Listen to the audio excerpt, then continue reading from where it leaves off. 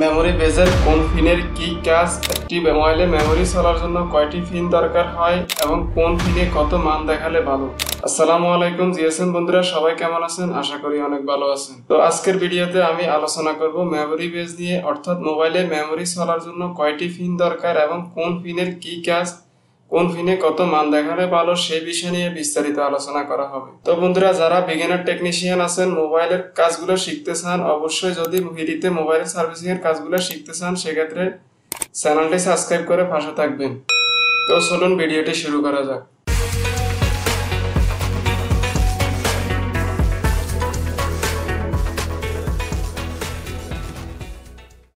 বন্ধুরা, আজকে আমরা মোবাইল ফোনের মেমোরি নিয়ে বেসিক থেকে আলোচনা করব, অর্থাৎ বেসিক থেকে শুরু করব। একটি মোবাইলে যদি আপনার মেমোরি না চলে, অর্থাৎ মেমোরি না সাপোর্ট করে, সেক্ষেত্রে আপনার কোন কোন স্টেপগুলো অবলম্বন করতে হবে এবং কোন কোন প্রসেসগুলো ফলো করে আপনি মোবাইলের কাজগুলো করবেন। তো বন্ধুরা, আপনার কাছে যদি একটি মোবাইল আসে, সর্বপ্রথম মোবাইলে মেমোরি চলে না, সেক্ষেত্রে আপনি কোন কোন স্টেপ অবলম্বন করবেন? তো সর্বপ্রথম স্টেপ অবলম্বন করতে হবে, আপনি যে মোবাইলের মেমোরি যে সকেটটি রয়েছে, এই সকেটটি ভালো করে থিনার দিয়ে ওয়াশ করবেন এবং ওয়াশ করে হালকা হিট দিয়ে তারপরে দেখবেন মেমোরি সাপোর্ট করে কিনা। বন্ধুরা, এই স্টেপটি সাধারণত অ্যান্ড্রয়েড মোবাইল এবং বাটন মোবাইলের ক্ষেত্রে সেম। তো বন্ধুরা, তারপরে স্টেপে আমার দেখতে হবে মেমোরি বেজে যে পিনগুলো রয়েছে, এই পিনগুলো কোনটি ওসে এবং কোনটি নিচে রয়েছে কিনা। যদি বন্ধুরা ওসে নিচে হয়ে থাকে, আপনি প্রত্যেকটি পিনগুলা টুইজারের মাথা দিয়ে হালকা হালকা উপরের দিকে করে দিবেন, যাতে মেমোরি ঢুকানোর সাথে সাথে আপনার পিনগুলা সাপোর্ট করে থাকে। তো বন্ধুরা, এই গেল আমাদের দ্বিতীয় স্টেপ। 3 নম্বর স্টেপে আমরা এখানে প্রত্যেকটি পিনের মাথাগুলো ওয়াশ করে দিব, অর্থাৎ টুইজার বা চাকু দিয়ে পিনগুলো ওয়াশ করে দিতে হবে, যাতে মাথার গুলোর ভিতরে আপনার কালো দাগ বা কার্বন না থাকে। কার্বন যদি থাকে, সেক্ষেত্রে মেমোরি সাপোর্ট করবে না। তো 4 নম্বর স্টেপে আমরা এখানে ফলো করতে হবে যে প্রত্যেকটি পিনে আমাদের জিআর ওকে আছে কিনা। জিআর যদি ওকে না থাকে, সেক্ষেত্রে আমাদের দেখতে হবে কোন লাইন থেকে মিসিং রয়েছে। বন্ধুরা, তারপরেও দেখা গেছে অনেক সময় আমাদের এখানে জিআর আসে না। তো জিআর না আসলে আপনি সর্বপ্রথম এখানে বেসটি ওপেন করবেন এবং দেখবেন প্রত্যেকটি পিনে মান আছে কিনা। যদি মান থাকে, সেক্ষেত্রে আপনি বেসটি নতুন লাগিয়ে দিবেন। আর যদি মান না আসে, সেক্ষেত্রে মানটি কোন জায়গা থেকে মিসিং হয়ে গেছে সেগুলো বিস্তারিত জানতে পারবেন। তো বন্ধুরা, আমি যাতে আপনাদের বলেছিলাম বেসিক থেকে শুরু করব, তো আমি বর্ণীয় নিয়ে একটু পরে আলোচনা করছি, আগে একটু বেসিক জেনে আসি। তো বন্ধুরা, একটি মোবাইল ফোনে মেমোরি চলার জন্য 8টি পিনের দরকার হয়। তো আমি আপনাদের বোঝানোর জন্য এখানে একটি ব্লক ডায়াগ্রাম এঁকেছি। তো আমরা ব্লক ডায়াগ্রামটি দেখবো সর্বপ্রথম। তো বন্ধুরা দেখুন, এখানে 1 থেকে শুরু করে 8টি পিন রয়েছে। তো বন্ধুরা, একটি মেমোরি বেজে 8টি পিন থাকে মেমোরি চলার জন্য। তো তার মধ্যে আমাদের দেখুন, সর্বপ্রথম যে লাইনটি রয়েছে ডাটা 2 লাইন, তারপর দ্বিতীয় লাইনটি রয়েছে ডাটা 3 লাইন, তৃতীয় লাইনটি রয়েছে সিএমডি অর্থাৎ কমান্ড লাইন। এই লাইনের মাধ্যমে আমাদের সিপিইউ থেকে কমান্ড আসে যে মেমোরি কোন সময় কোন ডাটা আদান প্রদান করতে হবে। তো বন্ধুরা, 4 নম্বর রয়েছে আমাদের বিডিডি লাইন অর্থাৎ ভোল্টেজ লাইন। বিডিডি দ্বারা বোঝানো হয় ভোল্টেজ ড্রেন টু ড্রেন। এই লাইনটির আরেকটি নাম থাকতে পারে বি র্যাক অথবা বি বোল্ট। এই 3টি নাম থাকতে পারে। এই ভোল্টেজ, এটি সাধারণত মেইন ভোল্ট। এই লাইনটি সাধারণত আপনার পাওয়ার আইসি থেকে আসে, অর্থাৎ অ্যান্ড্রয়েড মোবাইলগুলো থেকে আপনার পাওয়ার আইসি থেকে এই ভোল্টটি সংগ্রহ করা থাকে। এখানে 2.2 থেকে শুরু করে আপনার 3.3 ভোল্ট পর্যন্ত পাওয়া যেতে পারে। তো বন্ধুরা, তারপরে আমাদের রয়েছে 5 নম্বরের সিএলকে লাইন অর্থাৎ কলক লাইন। তারপরে রয়েছে বিএসএস লাইন অথবা গ্রাউন্ড বা জিএনডি লাইন। বন্ধুরা, আমরা জানি বিএসএস, গ্রাউন্ড, জিএনডি এটি সাধারণত নেগেটিভ লাইনকে বোঝানো হয়। তো তারপরে রয়েছে আমাদের 7 নম্বরে ডাটা 0 লাইন এবং 8 নম্বরে রয়েছে ডাটা 1 লাইন। তো বন্ধুরা, এই 8টি পিন আমি আপনাদের সর্বপ্রথম ব্লক ডায়াগ্রাম দেখাচ্ছি, তারপরে আমি বর্ণীয় নিয়ে আলোচনা করব। তো এখানে দেখুন, এখানে 1 থেকে 3টি লাইন, অর্থাৎ সর্বপ্রথম যে 3টি লাইন রয়েছে 1 নম্বর, 2 নম্বর, 3 নম্বর, এই 3টি লাইন কিছু রেজিস্ট্যান্স হয়ে তারপর আমাদের সিপিইউ আইসিতে গেছে। এবং 4 নম্বর পিনটি যেটি রয়েছে, এটি হচ্ছে আমাদের ভোল্টেজ লাইন। এটি সাধারণত ক্যাপাসিটর হয়ে তারপর আমাদের পাওয়ার আইসি থেকে আসে। তো বন্ধুরা, পাওয়ার আইসি থেকে ক্যাপাসিটরের মাধ্যমে আসার কারণ হচ্ছে লাইনটি যাতে ফিল্টারিং করে আসে এবং মেমোরি যাতে কোনো সমস্যা না হয়, সেক্ষেত্রে এখানে ক্যাপাসিটরটি ব্যবহার করা। তো বন্ধুরা, এই লাইনের ভিতরে অবশ্যই রেজিস্ট্যান্স থাকবে না, এটি থাকবে আমাদের ক্যাপাসিটর। এবং 5 নম্বর, 6 নম্বর, তারপরে আমাদের 5 নম্বর যে লাইনটি, এটিও রেজিস্ট্যান্স হয়ে সরাসরি সিপিইউর সাথে যুক্ত থাকে। এবং 6 নম্বর যে পিনটি রয়েছে, এটি আমাদের সরাসরি গ্রাউন্ডের সাথে যুক্ত থাকে। 7 নম্বর এবং 8 নম্বর যে লাইনটি রয়েছে এই দুটি লাইনও আমাদের রেজিস্ট্যান্স হয়ে সরাসরি সিপিইউর সাথে যুক্ত থাকে। তো বন্ধুরা এগুলো আমি প্র্যাকটিক্যাল আপনাদের মাঝে দেখাবো। সর্বপ্রথম আমরা ব্লক ডায়াগ্রামটি বুঝে নিচ্ছি। তো বন্ধুরা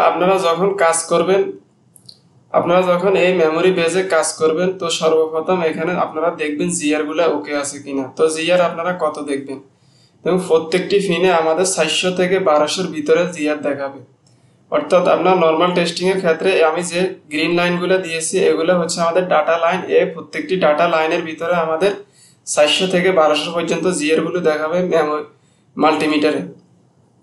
তো বন্ধুরা 6 নম্বর পিনে আমাদের মাল্টিমিটারে জিআর দেখাবে না, এটি সাধারণত গ্রাউন্ড লাইন, এটি বিপ দিবে গ্রাউন্ডের সাথে। আর বিডিডি লাইনের ভিতরে আমাদের ভোল্টেজ দেখাবে। বন্ধুরা বিডিডি লাইনটি যদি আপনি চেক করতে চান সেক্ষেত্রে মোবাইলটি চালু করে তারপরে আপনি এখানে মাল্টিমিটারের এক প্রান্ত গ্রাউন্ডের সাথে রেখে অপর প্রান্ত এখানে দেখবেন এখানে ডাইরেক্ট ভোল্ট শো করবে। অর্থাৎ মাল্টিমিটার ভোল্ট রেঞ্জে রাখতে হবে। বিডিডি ফিনে ধরলে 2.2 থেকে এবং 3.3 পর্যন্ত মান দেখাতে পারে। আমি আপনাদের মাঝে যে ব্লক ডায়াগ্রামটি এঁকেছি এটি সাধারণত একটি মোবাইলের জন্য নয়, প্রত্যেকটি মোবাইলের ক্ষেত্রে সেম ডায়াগ্রাম কাজ করে। তবে বাটন মোবাইলের ক্ষেত্রে একটি ভিন্ন হতে পারে। বাটন মোবাইলের ক্ষেত্রে আমাদের প্রত্যেকটি লাইন সিপিইউ থেকে আসতে পারে। অর্থাৎ আমরা জানি বাটন মোবাইলে সাধারণত একটি আইসি ব্যবহার করা হয়, সে তার ভিতরে পাওয়ার আইসি সিপিইউ আইসি সবগুলো একসাথে থাকে। তো সেই ক্ষেত্রে এই প্রত্যেকটি লাইনগুলো আমাদের সিপিইউ আইসি থেকে আসতে পারে। তো বন্ধুরা সেম ভাবে ভোল্টেজ আমাদের সেম থাকবে এবং জিআর ভ্যালুও আমাদের সেম দেখাবে। রেজিস্ট্যান্স গুলো আমাদের সেম ভাবে এরকম সিরিয়াল ভাবে থাকবে মেমোরি বেজের সাথে।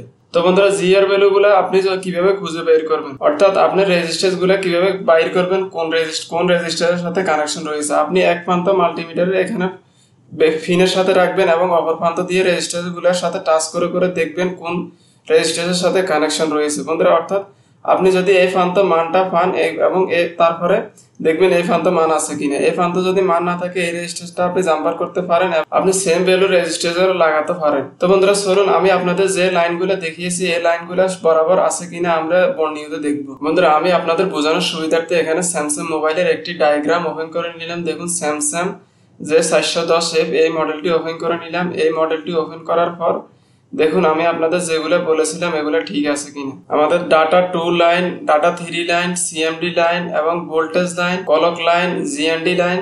দেখুন এটি জিএনডি লাইন। তারপরে রয়েছে আমাদের ডাটা 0, ডাটা 1 লাইন। তো দেখুন প্রত্যেকটি লাইন আমাদের এখানে রয়েছে ডাটা 2, ডাটা 3, সিএমডি লাইন। এই তিনটি লাইন দেখুন, এই তিনটি লাইন সাধারণত রেজিস্ট্যান্স হয়ে এবং কিছু ডায়োড লাগানো হয়েছে ফিল্টারিং করার জন্য। ডায়োড হয়ে তারপরে আমাদের দেখুন কোথায় গিয়েছে, আমাদের সিপিইউ আইসির ভিতরে গিয়েছে। অর্থাৎ সরাসরি রেজিস্ট্যান্স হয়ে তারপর আমাদের ডাইরেক্ট মেমোরি কার্ডের ভিতরে দেওয়া হয়েছে। তারপর আমাদের ভোল্টেজ যে লাইনটি এটি সাধারণত 2.9 ভোল্ট, আমি বলেছিলাম 2.9 ভোল্ট থেকে 3.3 ভোল্ট পর্যন্ত আসতে পারে। তো এটি সাধারণত মোবাইল চালু অবস্থায় আসবে। দেখুন লাল লাইনটি কোথায় রয়েছে, দেখুন পাওয়ার আইসির ভিতরে গিয়েছে। দেখুন পাওয়ার আইসি এখান থেকে B-Reg অর্থাৎ ভোল্টেজ রেগুলেটর আমাদের 2.95 ভোল্টে এখান থেকে সাধারণত মেমোরি বেজের ভিতরে দিয়ে থাকে। এবং তারপরে যে লাইনটি রয়েছে এটি হচ্ছে আমাদের ক্লক লাইন এবং তারপরে লাইনটি হচ্ছে আমাদের জিএনডি লাইন এবং ডাটা 0 এবং ডাটা 1 লাইন। তো ক্লক লাইন, ডাটা 0 এবং ডাটা 1 লাইন এই তিনটি লাইন দেখুন সরাসরি আমাদের এই রেজিস্ট্যান্স হয়ে তারপরে গেছে কোথায়, দেখুন রেজিস্ট্যান্স হয়ে সেম ভাবে আমাদের সিপিইউ এর ভিতরে প্রবেশ করেছে। তো বন্ধুরা মোবাইলের মেমোরির ক্ষেত্রে দেখুন এই যে গ্রাউন্ড লাইনটি রয়েছে এটি সাধারণত বোর্ডের সাথে সংযুক্ত থাকে। বন্ধুরা আপনাদের যদি ভিডিওগুলো ভালো লাগে অবশ্যই চ্যানেলটি সাবস্ক্রাইব করে পাশে থাকবেন, আর ভিডিওটি পছন্দ হলে অবশ্যই একটি লাইক করবেন। ভিডিওটি কেমন হয়েছে একটি কমেন্ট করে জানাবেন। তো বন্ধুরা তারপরে আমরা দেখবো এগুলোর ডায়োড ভ্যালু। তো দেখুন আমি আপনাদের বলেছিলাম 400 থেকে 1200 পর্যন্ত মান দেখাতে পারে। তো দেখুন এখানে যদি আমরা ডায়োড ভ্যালুটি ওপেন করি, ডায়োড ভ্যালু এখানে প্রত্যেকটি পিনের ভিতরে কয়টি মান দেওয়া রয়েছে। দেখুন এখানে কোন পিনের ভিতরে আপনার রয়েছে 518, 518, 518 এবং 703, 523, 518, 518। তো বন্ধুরা এরকম আপনার মান দেখাতে পারে। অর্থাৎ 400 থেকে শুরু করে 1200-র ভিতরে মান দেখাতে পারে। যদি এই মানগুলো পাওয়া যায় সেক্ষেত্রে ভালো, আর যদি বেশি বা কম পাওয়া যায় সেক্ষেত্রে খারাপ। অর্থাৎ 400 থেকে নিচে দেখালে অবশ্যই এই পিনটি খারাপ, এবং 1200-এর উপরে মান দেখালে পিনগুলো খারাপ। তো বন্ধুরা তারপরে আমাদের এখানে আরো একটি পিন রয়েছে, দেখুন আমি আপনাদের দেখাচ্ছি। দেখুন এখানে যতক্ষণ আমরা ডায়াগ্রাম ওপেন করব, এই সিম বেসটি চালু করার জন্য এখানে একটি মেন পিন দেওয়া রয়েছে। এখানে লেখা রয়েছে টিভি ফ্ল্যাশ ডিইটি অর্থাৎ ডিটেক্ট পিন, অর্থাৎ আপনার মেমোরি প্রবেশ বা সিম প্রবেশ করার সাথে সাথে এই পিনটি আমরা চালু হয়ে তারপরে আমাদের ইএমএমসি কে সিগন্যাল দেয় যে মেমোরি ঢুকানো হয়েছে। তো মেমোরি ঢুকানোর পর আমাদের মেমোরিটি সাপোর্ট করে, অর্থাৎ এই পিনটি যদি আপনার খারাপ থাকে সেক্ষেত্রে আপনার মেমোরিটি পাবে না। তো অবশ্যই এই পিনের দিকে লক্ষ্য রাখতে হবে। এটি আমি আপনাদের দেখাবো অবশ্যই বিটনিফের ভিতরে। তো দেখুন এই পিনটি সরাসরি আমাদের কিছু রেজিস্ট্যান্স হয়ে তারপর ইএমএমসি আইসির ভিতরে গিয়েছে, অর্থাৎ ইএমএমসি কে সিগন্যাল দেয়। এই পিনটি যখন ওকে থাকে তখন বন্ধুরা আমরা মেমোরি বা সিম প্রবেশ করানোর সাথে সাথে এটি আমাদের সুইচ হয় এবং সুইচ হয়ে আমাদের ইএমএমসি কে সিগন্যাল দেয় যে মেমোরি প্রবেশ করানো হয়েছে বা সিম প্রবেশ করানো হয়েছে। তো সেক্ষেত্রে আমাদের মেমোরি বা সিমকে ডিটেক্ট করে ইএমএমসি আইসি। তো এটি হচ্ছে আমাদের টি ফ্ল্যাশ ডিটেক্ট অর্থাৎ টি ফ্ল্যাশ ডিটেক্ট পিন। তো এটি অবশ্যই আমাদের খেয়াল রাখতে হবে। বিগিনার টেকনিশিয়ান যারা আছেন এই পিনের দিকে খেয়াল করেন না। দেখুন এটি যদি আমরা বিটমিফে দেখি, বিটমিফে দেখুন এখানে একটি পিন রয়েছে। দেখুন এই পিনটি যখন আমরা ক্লিক করব, দেখুন সরাসরি আমাদের ইএমএমসি আইসির সাথে কানেকশন রয়েছে। দেখুন কোন কোন পিনের সাথে আমাদের ইনেবল সিগন্যাল রয়েছে, অর্থাৎ সিগন্যাল পাবে।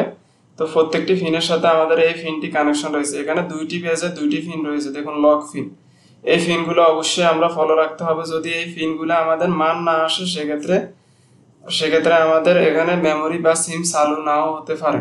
বন্ধুরা দেখুন আপনাদের কাছে যাদের কাছে এই ডায়াগ্রামটি নেই তারা কিভাবে ফলো করবেন। প্রত্যেকটি পিন আপনারা এরকম দেখবেন, এখানে একটি মাল্টিমিটার ডায়োড মোডে রেখে অর্থাৎ বাজার মোডে রাখবেন। মাল্টিমিটার বাজার মোডে রাখার পর এই পিনের সাথে একটি পিন টাচ করবেন এবং এখানে আরেকটি পিন দিয়ে প্রত্যেকটা রেজিস্ট্যান্সের ভিতরে আপনি টাচ করে করে দেখবেন কোন রেজিস্ট্যান্সের সাথে আপনার এই সেম পিনের কানেকশন রয়েছে। তো বন্ধুরা এরকম ভাবে আপনি প্রত্যেকটি পিন কানেকশন করে করে দেখবেন এবং তারপরে দেখবেন আপনারা কি বন্ধুরা দেখবেন এই পিন থেকে এই রেজিস্ট্যান্স পর্যন্ত ওকে আছে কিনা। রেজিস্ট্যান্স পর্যন্ত যদি ওকে থাকে, তারপরে যদি আপনার মান না পাওয়া যায় সেক্ষেত্রে অপর প্রান্ত দেখবেন। অপর প্রান্ত যদি মান পাওয়া যায় তাহলে ভালো, মান পাওয়া গেলে আপনি জাম্পার করতে পারেন এবং মান না পাওয়া গেলে অবশ্যই সেটি আপনার সিপিইউ থেকে যদি মিসিং হয় সিপিইউ রিবিল্ডিং করতে হবে। তো বন্ধুরা প্রত্যেকটি পিন সেম ভাবে প্রসেস ফলো করতে হবে। তো দেখুন তারপরে যদি আমরা এই সেম লাইনগুলো স্কিমেটিকে দেখি, স্কিমেটিকটি আমরা কম্বাইন করে নিলাম। কম্বাইন করে নেওয়ার পর স্কিমেটিকটি একটু জুম করব এবং লেআউটে আমরা ক্লিক করব যেখানে আমাদের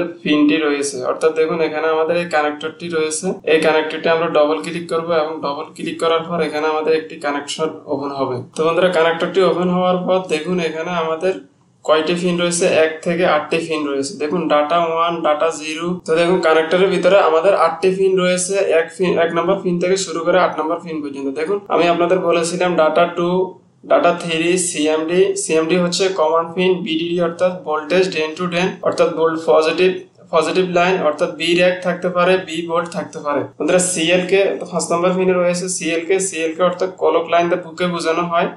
তারপরে রয়েছে 6 নম্বর বিএসএস হচ্ছে আমাদের ভোল্টেজ সোর্স টু সোর্স অর্থাৎ এটি নেগেটিভ পিনকে বোঝানো হয়।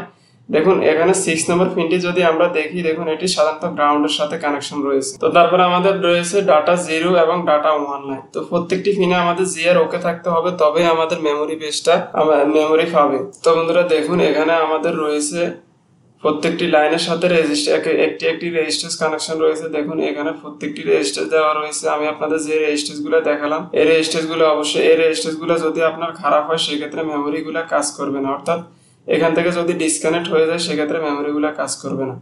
এবং স্কিমেটিকের ব্যবহার তো আমি আপনাদের আগে শিখিয়েছিলাম। তো দেখুন এই রেজিস্ট্যান্স গুলো যদি আপনারা খুঁজে বের করতে চান সেক্ষেত্রে রেজিস্ট্যান্সের উপরে ডাবল ক্লিক করবেন এবং এখানে দেখিয়ে দিবে রেজিস্ট্যান্সটি কোথায় রয়েছে। দেখুন এখানে রয়েছে R4116। দেখুন এখানে R4116, এখানে প্রত্যেকটি পিন এরকম সিরিয়ালে দেওয়া রয়েছে। দেখুন জিনার ডায়েট গুলো আমাদের খুব সিরিয়ালে দেওয়া রয়েছে, আপনারা অবশ্যই এগুলা ডায়াগ্রাম দেখে দেখে কাজ করতে পারবেন। তো বন্ধুরা আজকের ভিডিওটি এ পর্যন্ত। অবশ্যই যদি আপনার ভিডিওটি ভালো লাগে সেক্ষেত্রে ভিডিওটি লাইক করে দিবেন এবং ভিডিওটি কেমন হয়েছে আপনি কমেন্টে করে জানাবেন এই ধরনের ভিডিও চান। তো বন্ধুরা অবশ্যই পরবর্তী ভিডিও দেখার জন্য সুস্থ থাকবেন, ভালো থাকবেন, খোদা হাফেজ।